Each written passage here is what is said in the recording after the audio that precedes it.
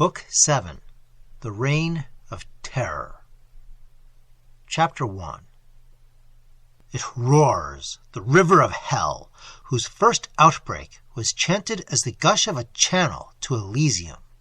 How burst into blossoming hopes fair hearts that had nourished themselves on the diamond dews of the rosy dawn, when liberty came from the dark ocean, and the arms of decrepit thraldom, aurora from the bed of Tython. Hopes, ye have ripened into fruit, and the fruit is gore and ashes. Beautiful Roland, eloquent Vergniaud, visionary Condorcet, high-hearted Malesherbes, wits, philosophers, statesmen, patriots, dreamers, behold the millennium for which ye dared and labored. I invoke the ghosts. Saturn hath devoured his children, and lives alone in his true name of Moloch. It is the reign of terror, with Robespierre the king. The struggles between the boa and the lion are past. The boa has consumed the lion, and is heavy with the gorge. Danton has fallen, and Camille Desmoulins. Danton has said before his death, "The poltroon Robespierre, I alone could have saved him." From that hour, indeed, the blood of the dead giant clouded the craft of Maximilian the Incorruptible, as at last, amidst the din of the roused convention, it choked his voice. If, after that last sacrifice, essential, perhaps, to his safety, Robespierre had proclaimed the close of the reign of terror, and acted upon the mercy which Danton had begun to preach, he might have lived and died a monarch. But the prisons continued to reek, the glaive to fall, and Robespierre perceived not that his mobs were glutted to satiety with death, and the strongest excitement a chief could give would be a return from devils into men. We are transported to a room in the house of Citizen Duplex, the menu say, in the month of July 1794, or, in the calendar of the revolutionists, it was the Thermidor of the second year of the Republic, one and indivisible. Though the room was small, it was furnished and decorated with a minute and careful effort at elegance and refinement. It seemed, indeed, the desire of the owner to avoid at once what was mean and rude, and what was luxurious and voluptuous. It was a trim, orderly, precise grace that shaped the classic chairs, arranged the ample draperies, sank the frameless mirrors into the wall, placed bust and bronze on their pedestals, filled up the niches here and there with well-bound books, filed regularly in their appointed ranks.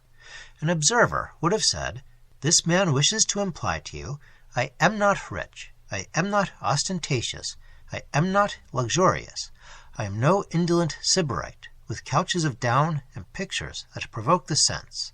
I am no haughty noble, with spacious halls and galleries that awe the echo. But so much the greater is my merit, if I disdain these excesses of the ease or the pride, since I love the elegant and have a taste. Others may be simple and honest, from the very coarseness of their habits. If I, with so much refinement and delicacy, am simple and honest, reflect and admire me." On the walls of this chamber hung many portraits. Most of them represented but one face. On the formal pedestals were grouped many busts, most of them sculptured but one head. In that small chamber, egotism sat supreme, and made the arts its looking-glasses. Erect in a chair, before a large table spread with letters, sat the original of bust and canvas, the owner of the apartment. He was alone, yet he sat erect, formal, stiff, precise, as if in his very home he was not at ease. His dress was in harmony with his posture and his chamber. It affected a neatness of its own, foreign both to the sumptuous fashions of the deposed nobles and the filthy ruggedness of the sans-culotte. Frizzled and coiffé, not a hair was out of order, not a speck lodged on the sleek surface of the blue coat, Not a wrinkle crumpled the snowy vest with its under-relief of delicate pink. At the first glance, you might have seen in that face nothing but the ill-favored features of a sickly countenance. At a second glance, you would have perceived that it had a power, a character of its own. A forehead, though low and compressed, was not without that appearance of thought and intelligence which, it may be observed, that breadth between the eyebrows almost invariably gives. The lips were firm but tightly drawn together, yet ever and anon they trembled and writhed restlessly. The eyes, sullen and gloomy, were yet piercing, and full of a concentrated vigor that did not seem supported by the thin, feeble frame, or the green lividness of the hues, which told of anxiety and disease. Such was Maximilien Robespierre, such the chamber over the menuiset's shop, whence issued the edicts that launched armies on their career of glory, and ordained an artificial conduit to carry off the blood that deluged the metropolis of the most martial people in the globe. Such was the man who had resigned a judicial appointment, the early object of his ambition, rather than violate his philanthropical principles by subscribing to the death of a single fellow creature. Such was the virgin enemy to capital punishments, and such, butcher dictator now, was the man whose pure and rigid manners, whose incorruptible honesty, whose hatred of the excesses that tempt to love and wine, would, had he died 5 years earlier, have left him the model for prudent fathers and careful citizens to place before their sons.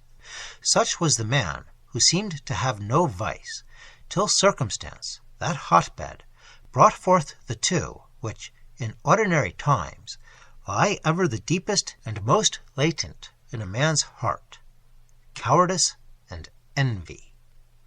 To one of these sources is to be traced every murder that master fiend committed. His cowardice was of a peculiar and strange sort, for it was accompanied with the most unscrupulous and determined will, a will that Napoleon reverenced, a will of iron, and yet nerves of aspen. Mentally, he was a hero, physically, a dastard. When the veriest shadow of danger threatened his person, the frame cowered, but the will swept the danger to the slaughterhouse. So there he sat, bolt upright, his small, lean fingers clenched convulsively, his sullen eyes straining into space, their whites yellowed with streaks of corrupt blood, his ears literally moving to and fro like an ignobler animal's to catch every sound. A Dionysus in his cave, but his posture decorous and collected, and every formal hair in its frizzled place. "Yes, yes," he said in a muttered tone, "I hear them. My good Jacobins are at their post on the stairs. Pity they swear so. I have a law against oaths. The manners of the poor and virtuous people must be reformed. When all is safe, an example or two amongst those good Jacobins would make effect.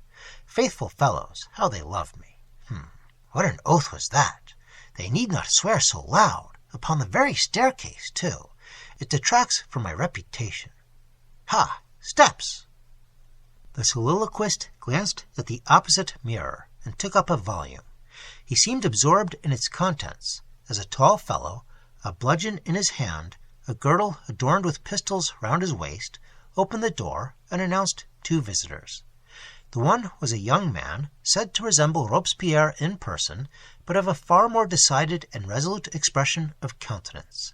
He entered first, and, looking over the volume in Robespierre's hand, for the latter seemed still intent on his lecture, exclaimed, "What, Rousseau's Heloise, a love tale?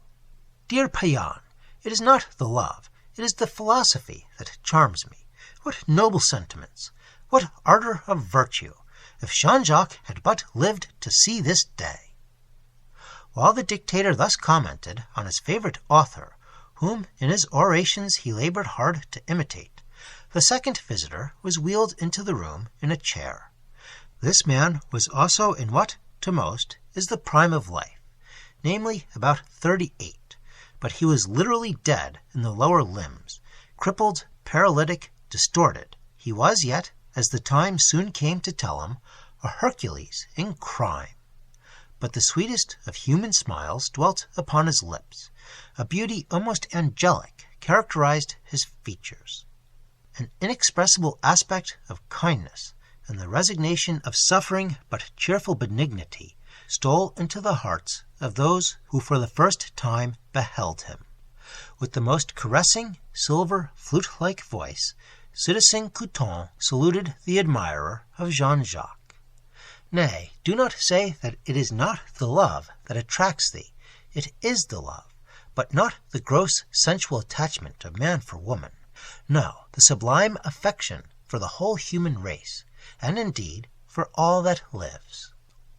And Citizen Couthon, bending down, fondled the little spaniel that he invariably carried in his bosom, even to the convention, as a vent for the exuberant sensibilities which overflowed his affectionate heart. Yes, for all that lives, repeated Robespierre tenderly. Good Couthon, poor Couthon, ah, the malice of men! How we are misrepresented, to be calumniated as the executioners of our colleagues. Ah, it is that which pierces the heart. To be an object of terror to the enemies of our country, that is noble. But to be an object of terror to the good, the patriotic, to those one loves and reveres, that is the most terrible of human tortures, at least to a susceptible and honest heart. How I love to hear him, ejaculated Couthon. Hem, said Payan, with some impatience. But now to business. Ah, to business, said Robespierre, with a sinister glance from his bloodshot eyes.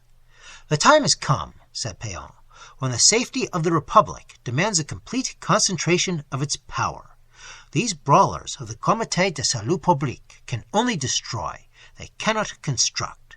They hated you, Maximilian, from the moment you attempted to replace anarchy by institutions. How they mock at the festival which proclaimed the acknowledgment of a supreme being. They would have no ruler, even in heaven. Your clear and vigorous intellect saw that, having wrecked an old world, it became necessary to shape a new one.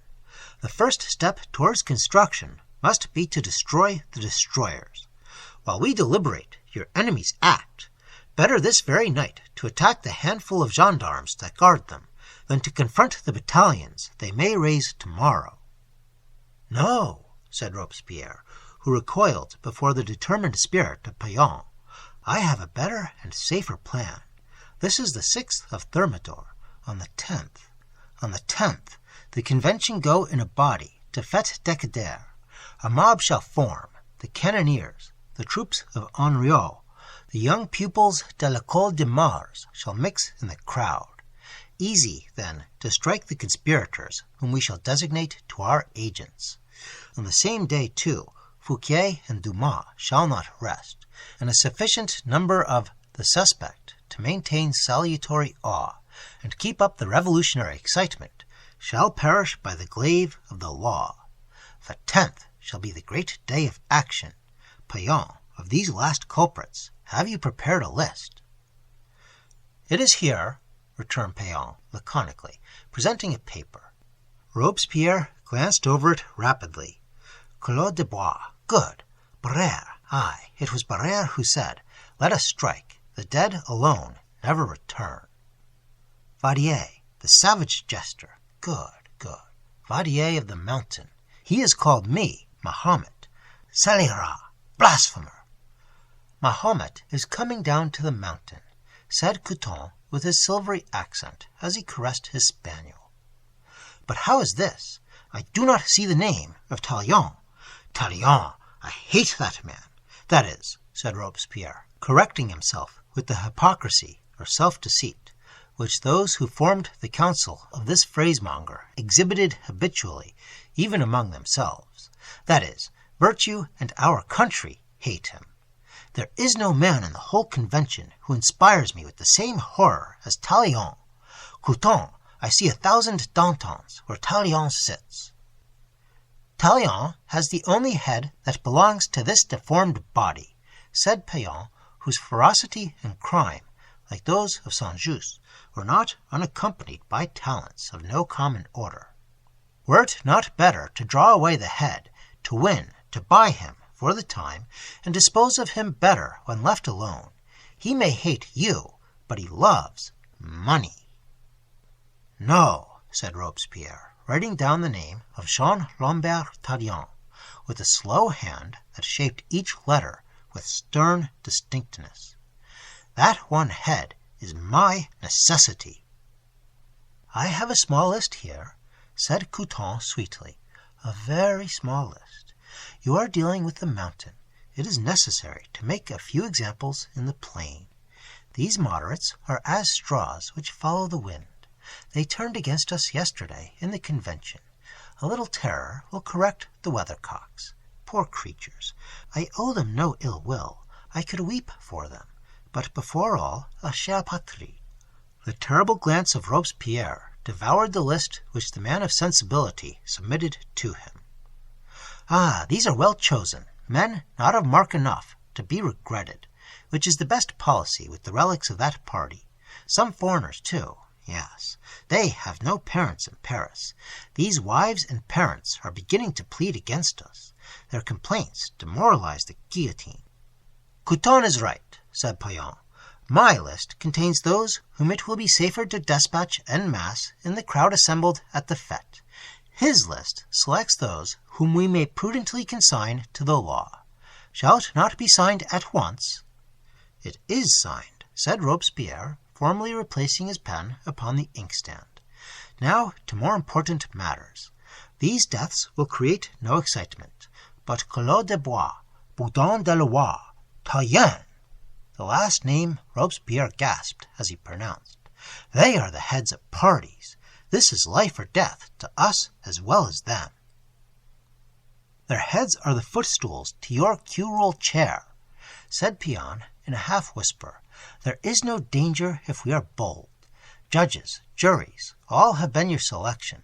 You seize with one hand the army, with the other the law. Your voice yet commands the people. The poor and virtuous people, murmured Robespierre. And even, continued Payan, if our design at the fête fail us, we must not shrink from the resources still at our command. Reflect, Henriot, the general of the Parisian army, furnishes you with troops to arrest, the Jacobin Club with a public to approve, inexorable Dumas with judges who never acquit. We must be bold. And we are bold, exclaimed Robespierre with sudden passion, and striking his hand on the table as he rose, with his crest erect as a serpent in the act to strike. In seeing the multitude of vices that the revolutionary torrent mingles with civic virtues, I tremble to be sullied in the eyes of posterity by the impure neighborhood of these perverse men who thrust themselves among the sincere defenders of humanity. What? They think to divide the country like a booty. I thank them for their hatred to all that is virtuous and worthy. These men, and he grasped the list of Payan in his hand, these, not we, have drawn the line of demarcation between themselves and the lovers of France. True, we must reign alone, muttered Payan. In other words, the state needs unity of will, working, with his strong practical mind, the corollary from the logic of his word-compelling colleague. I will go to the convention, continued Robespierre. I have absented myself too long, lest I might seem to overawe the republic that I have created. Away with such scruples. I will prepare the people. I will blast the traitors with a look. He spoke with the terrible firmness of the orator that had never failed, of the moral will that marched like a warrior on the cannon. At that instant he was interrupted. A letter was brought to him. He opened it. His face fell. He shook from limb to limb. It was one of the anonymous warnings by which the hate and revenge of those yet left alive to threaten tortured the death-giver. Thou art smeared, ran the lines, with the best blood of France. Read thy sentence. I await the hour when the people shall knell thee to the doomsman. If my hope deceive me, if deferred too long, hearken, read. This hand, which thine eyes shall search in vain to discover, shall pierce thy heart. I see thee every day, I am with thee every day. At each hour my arm rises against thy breast. Wretch, live yet a while, though but for a few and miserable days. Live to think of me, sleep to dream of me. Thy terror and thy thought of me are the heralds of thy doom. Adieu. This day itself I go forth to riot on thy fears. Your lists are not full enough, said the tyrant with a hollow voice, as the paper dropped from his trembling hand. Give them to me. Give them to me. Think again. Think again. Barrère is right. Right. Réponds. Il n'a que la mort qui ne revient pas.